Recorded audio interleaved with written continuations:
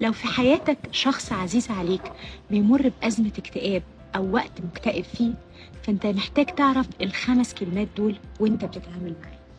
الاكتئاب مش اختيار، هو مش ملوش مزاج فتقعد تقول له ما تفرفش شوية، ما تيجي تغير جو. هو مش بمزاجه اللي هو فيه. نمرة 2، المكتئب لما ما بيردش على رسايلك وبيفكس لك مواعيدك، هو ما عندوش مشكلة معاك انت، هو عنده مشكلة مع نفسه. فياريت نعذر ونعرف ان هو مش مظبوط.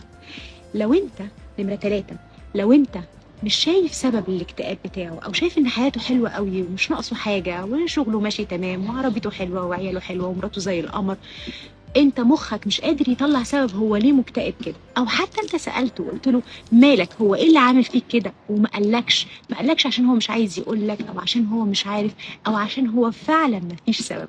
الاكتئاب مش ضروري يكون له سبب، وعدم وجود سبب مش بيخلي الاكتئاب ده مش فالid او مش حقيقي، او اكتئاب صغنن كده يومين ويعدي.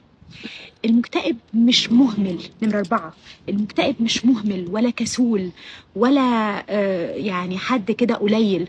هو بالنسبة له أبسط مهمة بقت عاملة زي تقل الجبل، زي مثلا إن هو يصحى من النوم يغسل وشه ويقوم من السرير.